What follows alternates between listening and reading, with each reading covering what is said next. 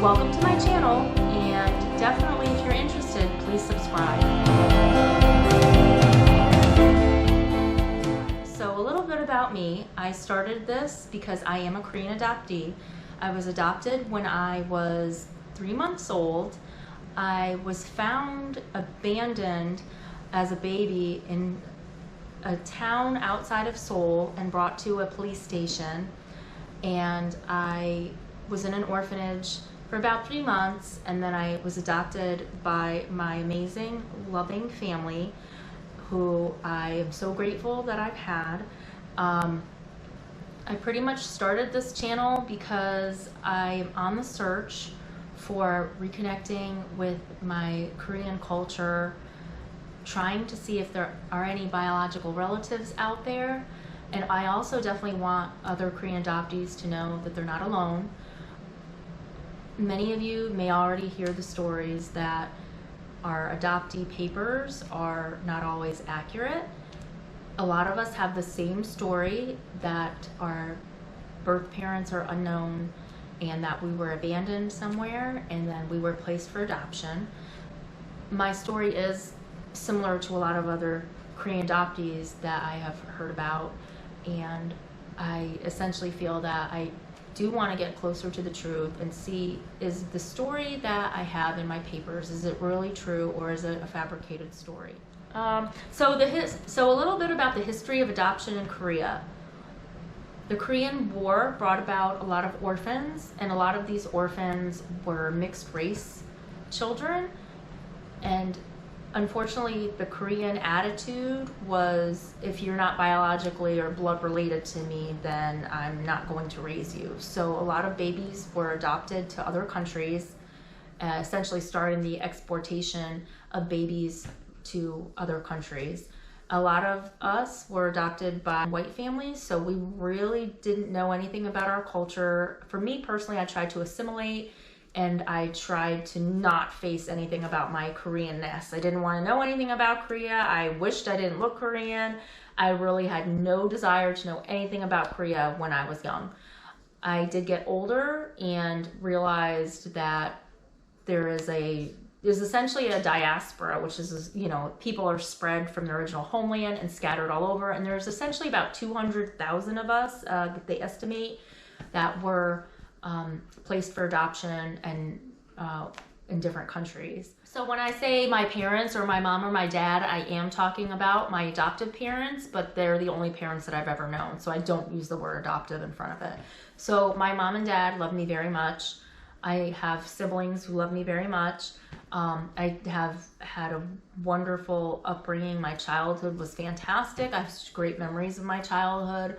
I do feel very grateful. I know that there are some people who are Korean adoptees they're just so sick and tired of hearing their whole life, you should be grateful, by complete strangers. You should be grateful. You're so lucky. You're so grateful. It is kind of annoying, yes, to hear that. If a perfect stranger is like, oh, you must be so grateful. But, I actually really am. But I do know that a lot of Korean adoptees just get so tired of hearing that phrase. And my parents, they did a lot to get me. I have many documents here of all of the different things that they had to do. Like my dad and mom, they had to have their fingerprints taken, and they had to have home study done. Just the amount of paperwork that I have about my adoption is pretty astounding. I have a U.S. government file on myself because the government obviously had to okay me to come into the country, and I had to get a visa.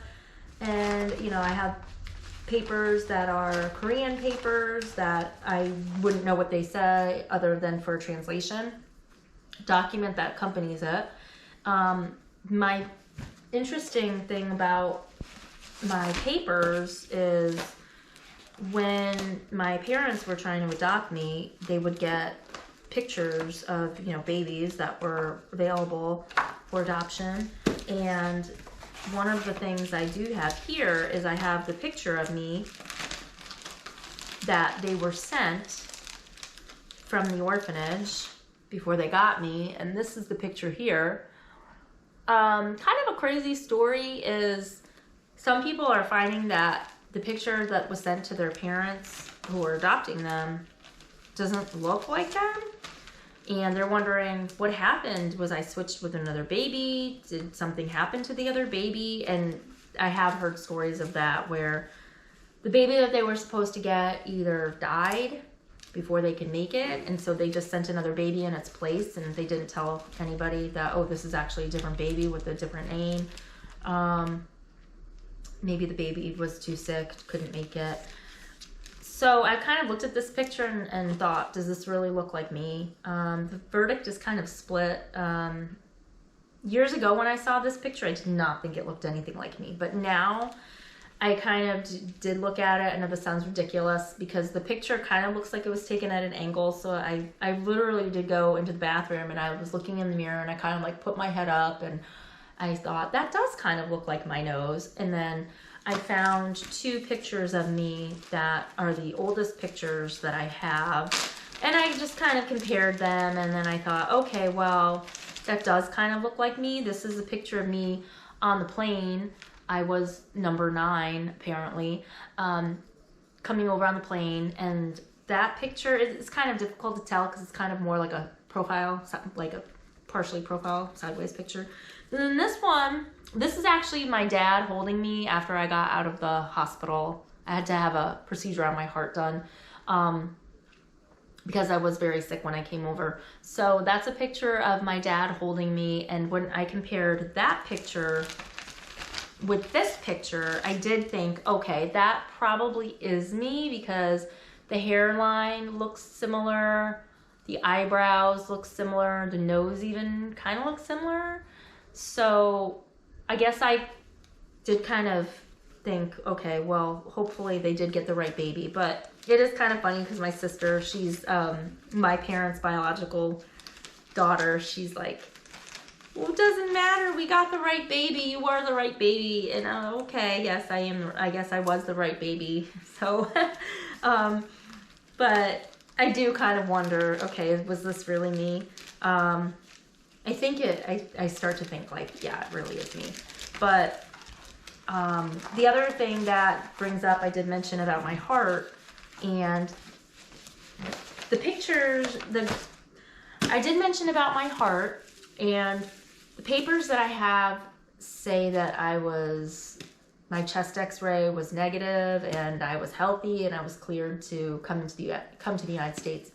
But actually, when I got here, I was really sick. I had a hole in my heart and an enlarged liver, and I was in the hospital. I had to have a procedure to fix my heart. I essentially had a hole in my heart.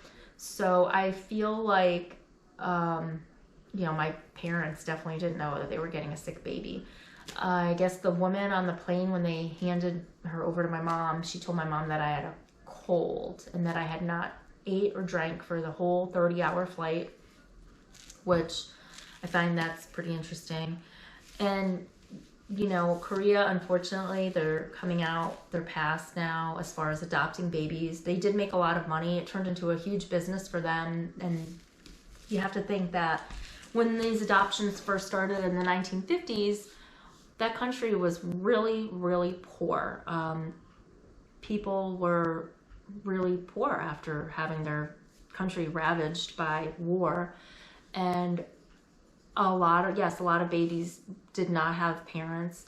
But what seemed to happen over the years is it did become a business. It was exportation of babies that just made the country very rich. And I think Korea actually feels pretty guilty about this now.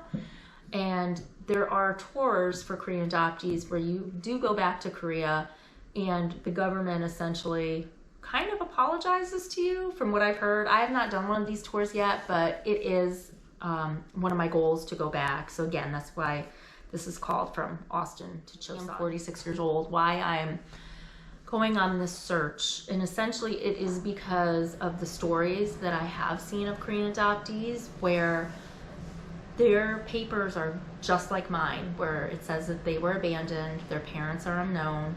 They actually have found their biological relatives because of DNA, or they have actually written to the Korean adoption agency and ask them for their file and ask them if there's any birth relatives that are looking for them. And there will sometimes be a note that says, if my baby comes looking for me, if my child comes looking for me as, you know, their biological parent, I do want you to notify me. And so I've been wondering all this time, because there have been so many Korean adoptees who have found their biological relatives, and they've found out that the papers that they were told that this was their truth, it's completely false.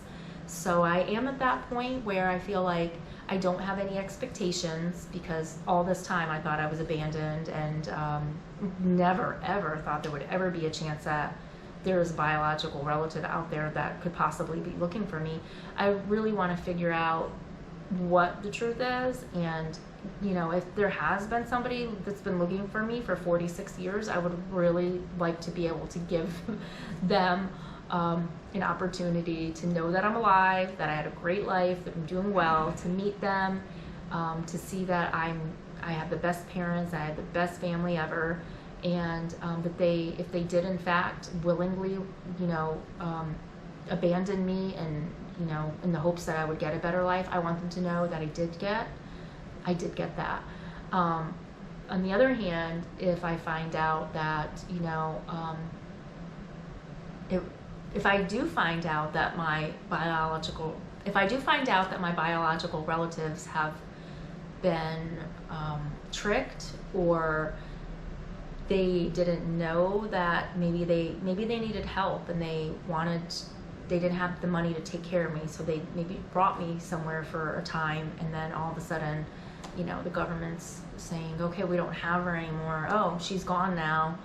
I would like to find out if that's really what happened. So essentially, you know, I've been on this emotional journey, and you know, a reflection. I'm getting older,